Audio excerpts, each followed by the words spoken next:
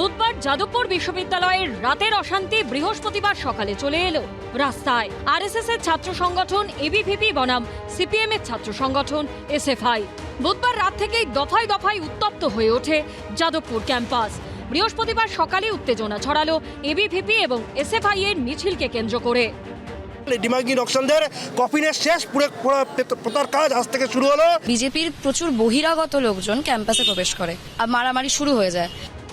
এই ঘটনার পর যাদবপুর বিশ্ববিদ্যালয়ের উপাচার্যের তরফে এক বিবৃতিতে জানানো হয়েছে, একটি উচ্চ পর্যায়ের তদন্ত কমিটি গঠন করা হবে এবং শুক্রবার দুপুরের মধ্যে সেই কমিটি সংক্রান্ত বিজ্ঞপ্তি জারি করা হবে। মঙ্গলবার রাতে এবং বুধবারের ঘটনাকে কেন্দ্র করে বিশ্ববিদ্যালয় ক্যাম্পাসে ভাঙচুর ও সরকারি সম্পত্তি নষ্ট করার ঘটনায় যাদবপুর থানায় বিশ্ববিদ্যালয়ের পক্ষ থেকে অভিযোগ দায়ের করা হবে। ক্যাম্পাসে শান্তি ও সম্প্রীতি প্রতিষ্ঠার বিষয়ে আলোচনার জন্য সোমবার বিকেল ৩টে সব পক্ষের বৈঠক ডাকা হবে। ১৯শে আগস্টের ঘটনা সংক্রান্ত সমস্ত সিসিটিভি ফুটেজ সংরক্ষণ করা হবে এবং তা তদন্ত কমিটির হাতে তুলে দেওয়া হবে। বেআইনিভাবে ক্যাম্পাসে ঢোকা বহিরাগত ঘটনার সঙ্গে জড়িত অভিযুক্তদের চিহ্নিত করতে এই ফুটেজ ব্যবহার করা হবে।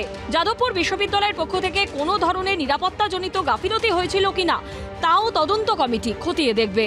তদন্তের ভিত্তিতে যথাযথ সংশোধনমূলক পদক্ষেপ গ্রহণ করা হবে। তৃণমূল আমলেও বারবার অশান্ত হয়েছে যাদবপুর বিশ্ববিদ্যালয় ক্যাম্পাস।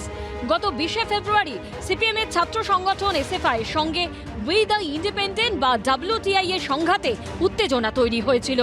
এর আগে ২০২৫-এর ১লা মার্চ যাদবপুর বিশ্ববিদ্যালয়ের ভেতরে তৎকালীন শিক্ষামন্ত্রীর গাড়ি ঘিরে বেনজির বিক্ষোভ হয়েছিল। তার মাঝে শিক্ষামন্ত্রীর গাড়ির নিচে পড়ে গেছিলেন যাদবপুর বিশ্ববিদ্যালয়ের প্রথম বর্ষের পড়ুয়া ইন্দ্রানুজ রায়। জানিয়ে রাজ্য রাজনীতিতে জলঘোলা কম হয়নি, এবার ফের একবার উত্তপ্ত হলো যাদবপুর। যাদবপুর বিশ্ববিদ্যালয়ের সঙ্গে মতে না মিলতে পারে তাদের ছাত্রছাত্রীদের অনেকের সঙ্গে, কিন্তু আমাদের কে রাইট দিয়েছে ওখানে গুন্ডামি করার?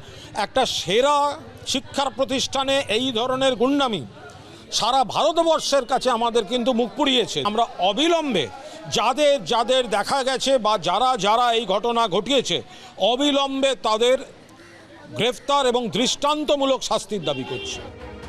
এর আগে ২০১৯ সালের ১৯শে সেপ্টেম্বর এবিভিপির একটি অনুষ্ঠানে যোগ দিতে যাদবপুর বিশ্ববিদ্যালয়ে এসে বিক্ষোভের মুখে পড়েছিলেন বাবুল সুপ্রিয়।